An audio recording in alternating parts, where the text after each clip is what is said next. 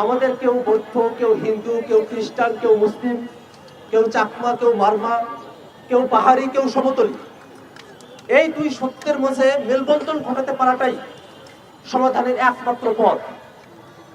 আমরা যখন বাংলাদেশে বসবাসকারী জাতিসমূহের মধ্যে মেলবন্ধনের কথা বলছি, সেই জাতিসত্তা সমূহের স্বতন্ত্রকে রক্ষা করেই ঠিক সেই সময়টাতে বাঙালি বাঙালি বলে যখন হামলাটা করা হলো, অতি অবশ্যই এই হামলার পিছনে বড় কোনো ষড়যন্ত্র লুকিয়ে আছে। এই হামলার সময়টাতে যে ভিডিও ফুটেজগুলো দেখা যাচ্ছে, যে ছবিগুলো দেখা যাচ্ছে, তাতে করে হামলাকারী কারা তাকে তো খুব সহজেই আইডেন্টিফাই করা যাচ্ছে। আমরা প্রশাসনকে বলতে চাই, যারা এই হামলায় সম্মুখ সারিতে থেকে নেতৃত্ব দিয়েছে তাদেরকে তো গ্রেফতার করতেই হবে। এই হামলার পিছনে কারা মদত জুগিয়েছে, কোন বিদেশি শক্তির সাথে সংশ্লিষ্ট কিনা, এটা অবশ্যই খতিয়ে দেখতে হবে।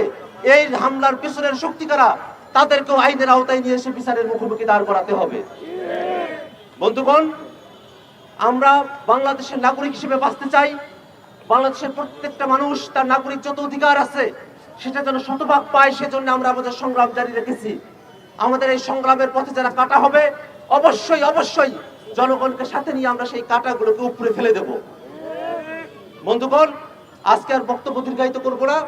আমরা অবশ্যই চাইব যারা আজ এনসিটিভি ভবনের সামনে আমাদের ভাই বোনেদের উপরে হামলা চালিয়েছে তাদেরকে যেন পুলিশ অতি দ্রুত গ্রেফতার করে, এবং একই কথা বলতে চাই, গ্রেফতার করে পরের দিনে জামিন দিয়ে দিবে এইরকম টালবাহানা আমরা সহ্য করব না। তাদেরকে অবশ্যই বিচারের মুখোমুখি হতে হবে এবং সর্বোচ্চ শাস্তি নিশ্চিত করতে হবে বাংলাদেশের বিভাজনের রাজনীতিকে উস্কে দেওয়ার দায়ে। ধন্যবাদ সকলকে।